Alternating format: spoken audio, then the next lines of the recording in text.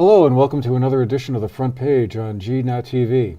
My name is Andrew McKeever. I'm the managing editor of the Manchester Journal. It's my pleasure to be your host today, and it's also my pleasure to have with us here in our studio Representative Oliver Olsen. Oliver represents a district up on the other side of the mountain, I guess you could say, from here, and that includes the towns of Stratton, Windhall, Londonderry, Weston, and Londonderry. Got it. I knew there's 5 of them there, Yes. and I always wind up forgetting that 5th one. But anyway, Oliver, thank you for making the time to come down and be with us today. It's a great time to have you on the show because we just finished town meeting. The legislature is at its midpoint, I guess, roughly speaking, in the session that's underway this year in Montpelier. And I guess just to kind of get things started, one of the big issues that seems to be we're hearing a lot about down here out of Montpelier is this yawning budget gap, and it seems to kind of range from 90 million to 113 million is the last number I've heard. An awful lot of money in Vermont terms.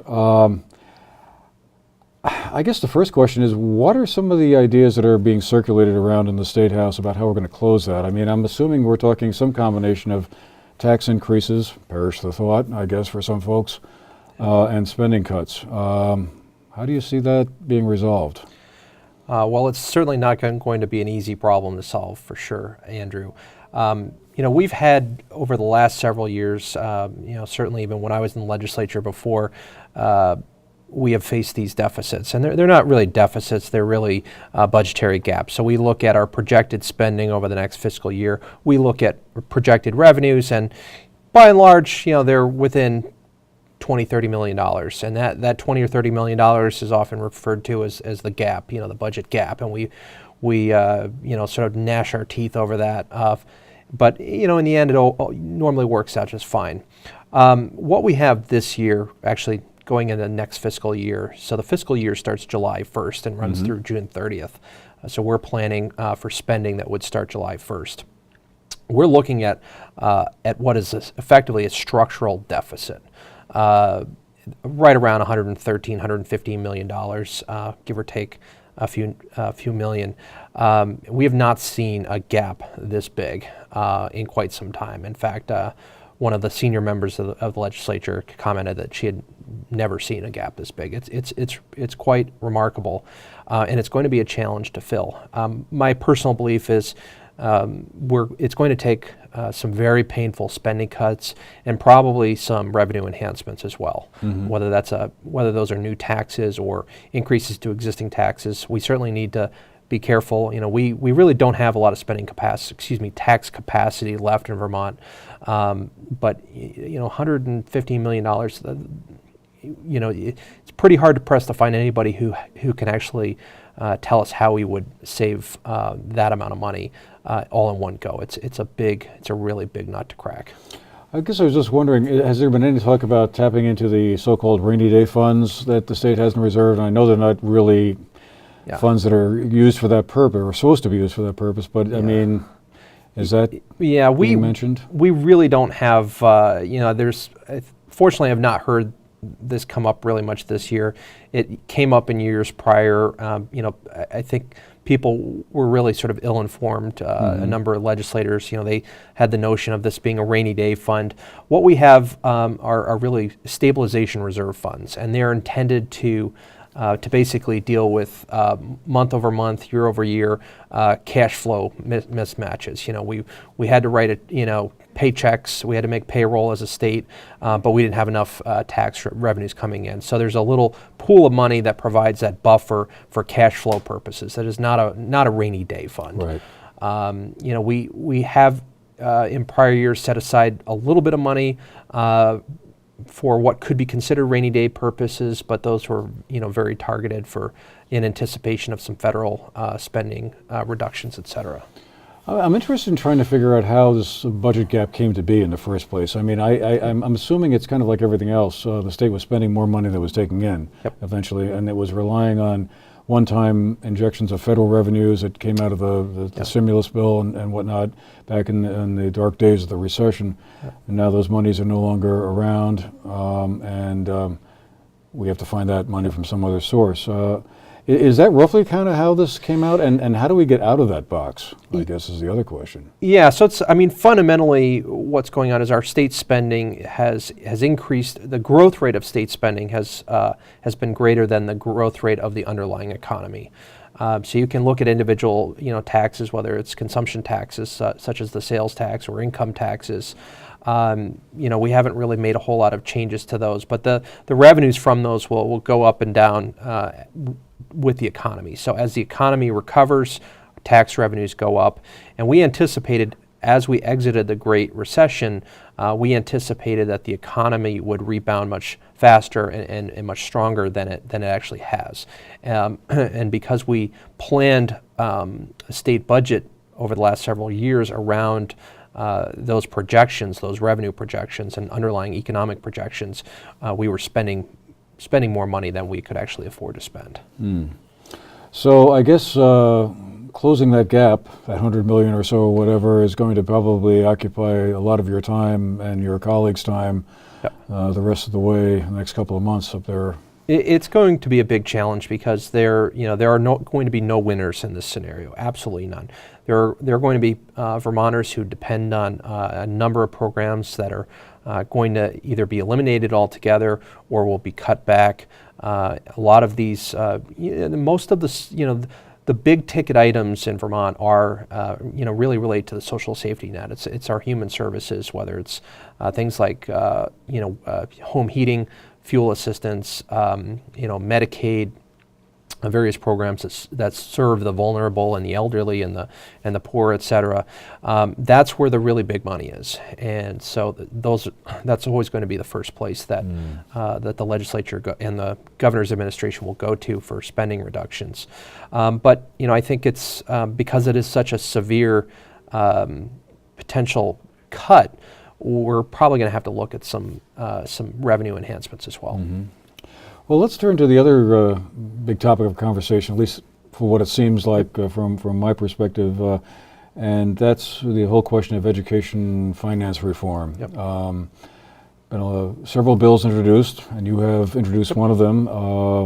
House Education Committee has been holding hearings on a number of aspects to this, and it seems like there's a lot of pushback, I guess, is one term that comes to mind around the idea of either consolidating school districts into larger entities or doing something to either raise the student-teacher ratio. We have, I think, the lowest in the country at this point. It's hard to know where to start with this because it seems like, coming out of the election, the property tax question was such a big deal for a lot of folks.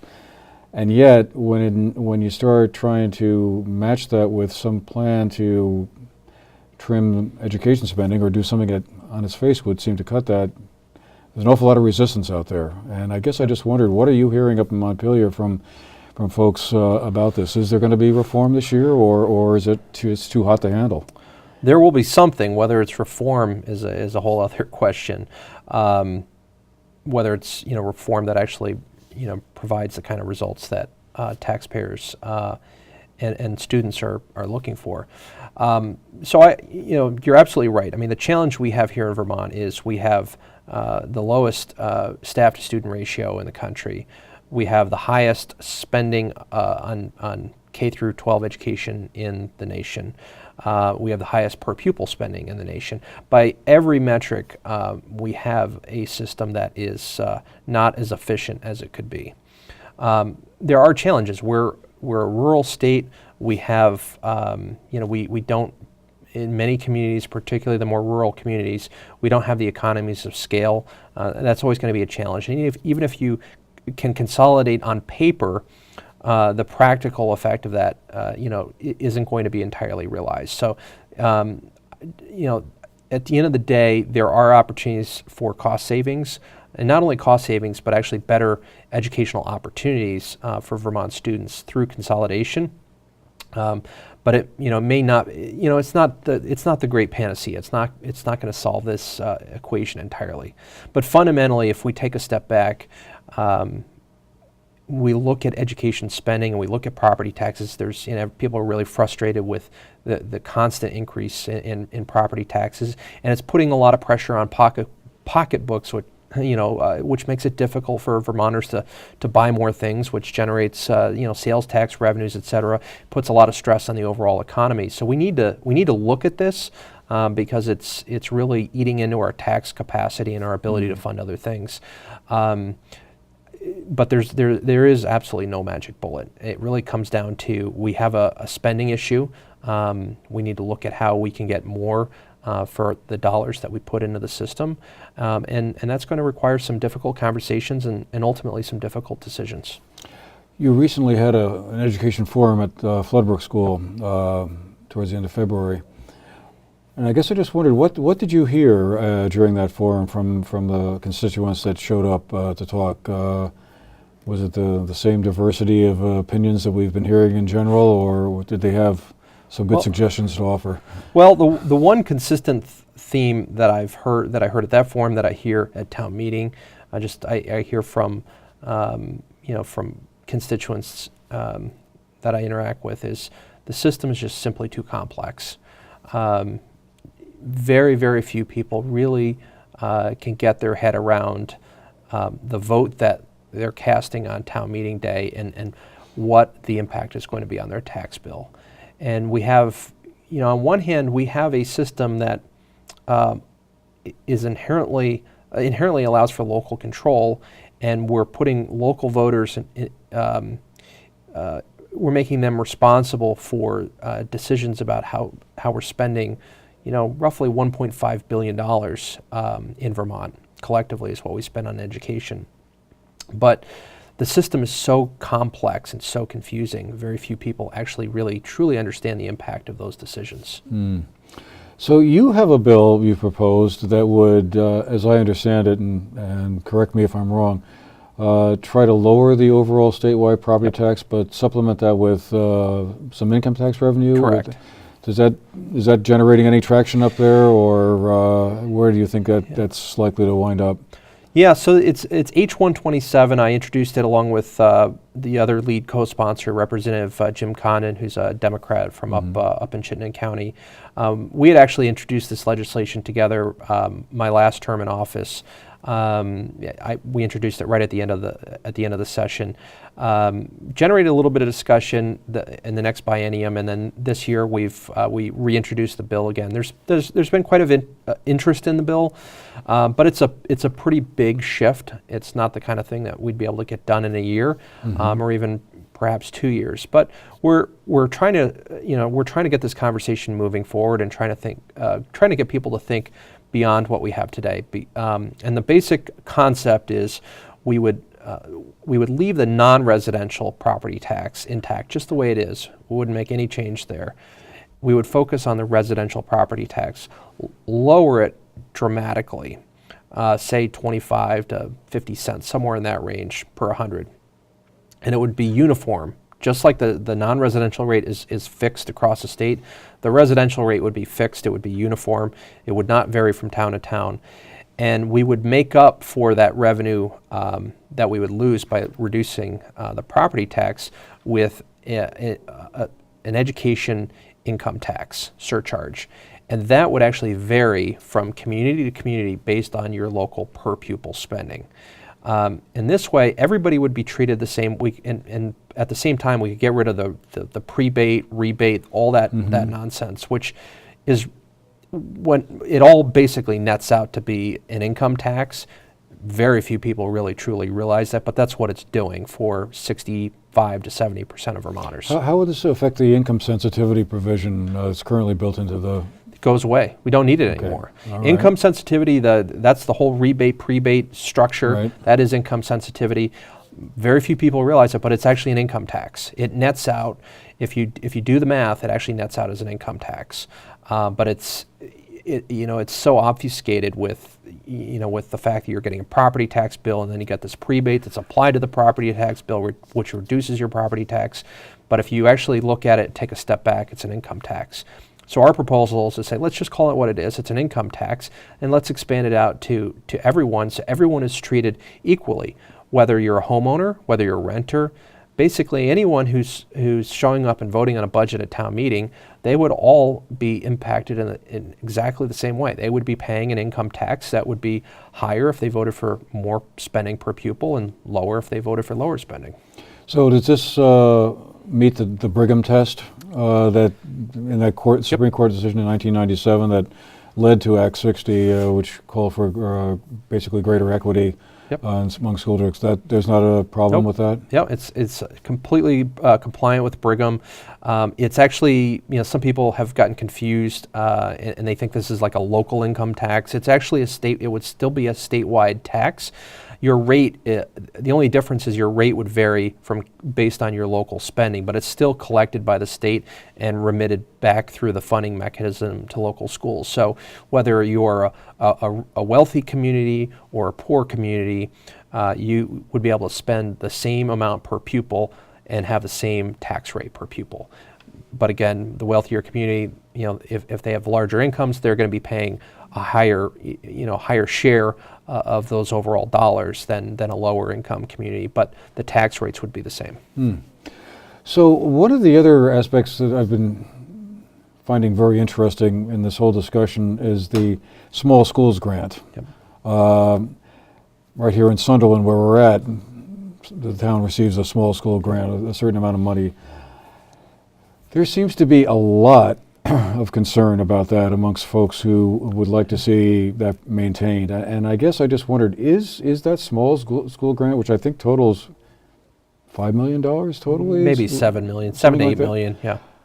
Why is that such a lightning rod issue for folks who are worried about this? Well, any community that is receiving this should be worried about this, and they should be very focused on this. The small school grant has been on the chopping block for the last several years. We're a little bit schizophrenic in the legislature. On one hand, we're trying to encourage consolidation, yet on the other hand, we're offering basically a subsidy to keep small schools open.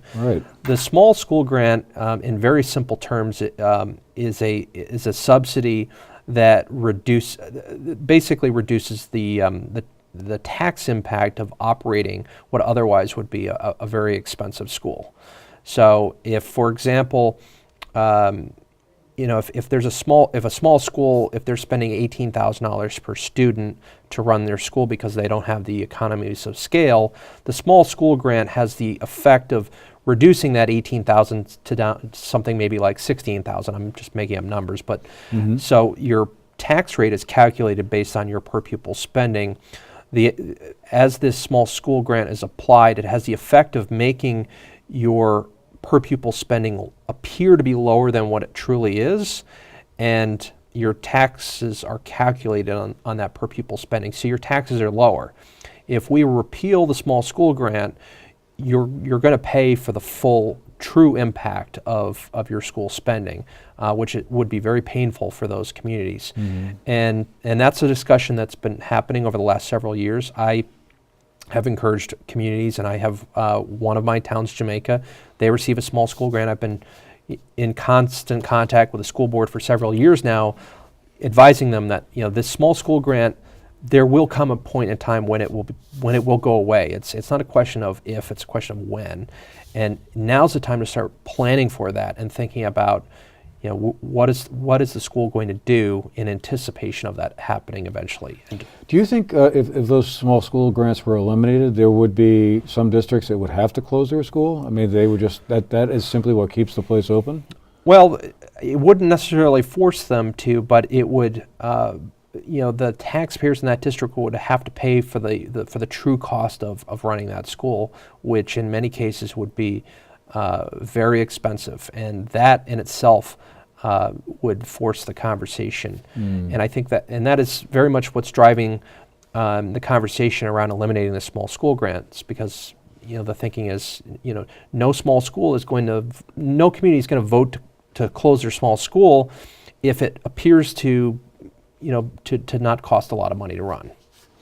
I guess one of the other complicating factors around that is that there are some communities where there are ready alternatives to a school that, let's say, would close. There's another school 5 miles away or 10 miles away, or several schools. And then up in the Northeast Kingdom, I keep on hearing there are some towns that are so geographically isolated that the nearest other school is 40 miles away or something like that. Really kind of a distance that doesn't really make a whole lot of sense. Is there some way to kind of restructure it where if a community does have a ready alternative at hand, that small school grant might go away, whereas for the small town of the Northeast Kingdom with the nearest school 40 or 50 miles away, they would be able to maintain that? So the provision that's in the bill that passed out of the House Education Committee would phase out the small school grant starting it would ultimately be phased out, I think, in 2020. But there is a provision in there for these communities that are geographically isolated. I think that may change a little bit over time. One concept I introduced as in bill form and spoke with at some length with the Education Committee is a concept of turning the small school grant into a competitive grant program that communities would actually have to apply for and show good cause. And I think what we could do, that basically solves this issue. So if you have a good case, you're geographically isolated, you'd be able to, you'd probably get the grant. But if you went before the Agency of Education and said, hey, we really want our small school grant, and there was excess capacity in a school 2 miles down the road, might be a tough sell. Right. So I think what we have today is just a very prescriptive approach. It's driven by a formula, and you automatically get the grant. Ultimately, we need to be a little smarter about it.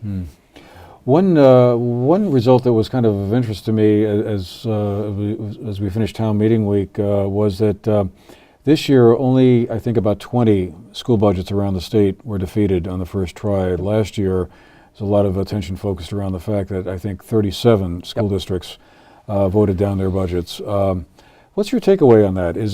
Did the school boards kind of listen to the voters better this time around and kind of kept their spending tamped down more than they were able to do last year, or did voters say, hey, we think spending money on education is a good thing and it's okay?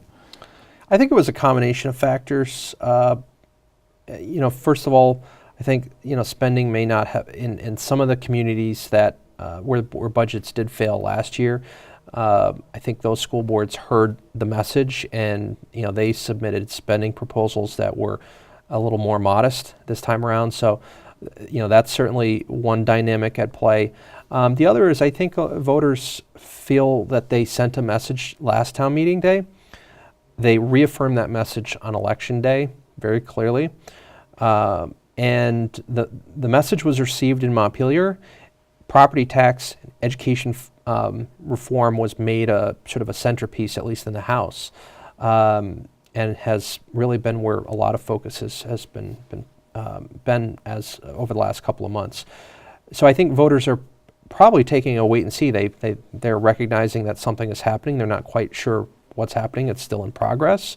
And I also think, voters feel, if you're frustrated with the system, it doesn't make a whole lot of sense to just vote down the budget. The message was received. Montpelier is looking at this. What remains to be seen is, what does the final product look like, and is that going to be well received by the voters? So it'll be interesting to see what happens next town meeting. Right. So just to finish up, I mean, earlier at the start of the session, the Speaker of the House, Shap Smith, said property tax reform was the big thing. After the single payer proposal kind of went off to the sidelines there, property tax reform, education reform was going to be the top priority for the legislature. It's not an election year this year. I'm assuming passing something that involves a significant overhaul of Act 6068 in an election year is a really heavy lift. Yeah. Just politically fraught with difficulty.